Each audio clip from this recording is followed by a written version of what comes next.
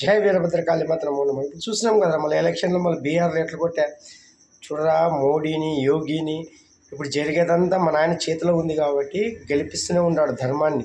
మీరు ఎన్ని చేసినా ఎన్ని శాస్త్రాలు చేసినా మళ్ళా వాళ్ళు ప్రసాద్ యాదవ్ ఆయన ఏమన్నా వాళ్ళ కొడుకు తేజస్వి యాదవ్ ఇంటింటికి గవర్నమెంట్ ఉద్యోగం అంటే ఎక్కడి నుంచి ఇస్తారా మీరు?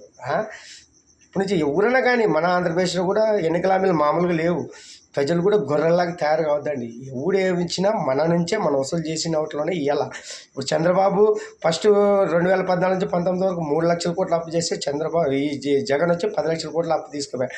ఇప్పుడు వరకు 18 నెలల్లో చంద్రబాబు గారు 2.2 లక్షల కోట్లు అప్పు దగ్గర తెచ్చారని చెప్తున్నారు సోషల్ మీడియాలో. అక్కడంతా ఇది అధికారికం కాకపోయినా కానీ పోలవరం, అమరావతి అన్ని డెవలప్మెంట్ పనులు ముందుకు పోతున్నాయి.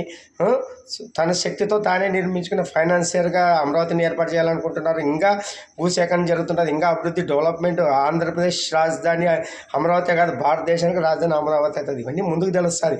ఈరోజు పడే కష్టం మన తరము ఇంకొక 10-15 ఏళ్ళకి తెలుస్తుంది. అప్పుడు మాట్లాడతారు అందరూ. తెలంగాణ వాళ్ళు కూడా ఇట్లా మాట్లాడుతుంటారు దరిద్రులు. ఇది వద్దు మాకు, ఇదేం కంప్యూటర్ కూడు పెడతావు అవి పెడతాం, మళ్ళీ ఇప్పుడు కూడు పెట్టేది అవేరా నాయన. అన్నీ ఉండాలా, రైతులు ఉండాలి, అందరూ సమపాలలో ఉన్నప్పుడే ఈ సృష్టి నడిచేది. అందరూ రైతులు అవసరం, వ్యాపారస్తులు అవసరం, పెట్టుబడులు అవసరము, విదేశీ పెట్టుబడులు అవసరము. మొత్తం డెవలప్మెంట్ ఉంటేనే ఒకరి మీద ఒకరు ఆధారపడి బతుకుతాం. ఇది శివుడు ఆట. శివుడు అనుకుంటేనే జరుగుతుంటుంది. నువ్వు అనుకుంటే నేను అనుకుంటే కాదు.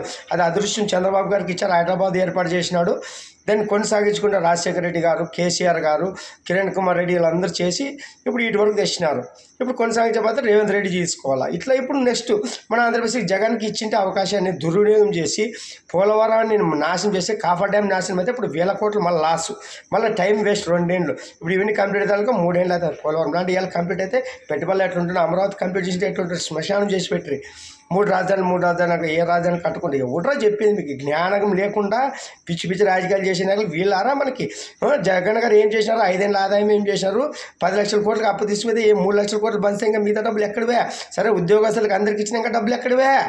ఎక్కడ చెప్పేవాళ్ళు లేడు, చేసేవాళ్ళు లేడు. ఎవరు ఇష్టమైన వాళ్ళు ఇచ్చేది ఇచ్చేమే మామ సాకేమే. మీరు సాకిన 3 లక్షల కోట్ల ప్రజలు ఏమన్నా సౌకర్యాలు అయినారా? ఎన్ని ఆస్తులు పెరిగావు చూడు ఒక్కొక్క ఇంటికి.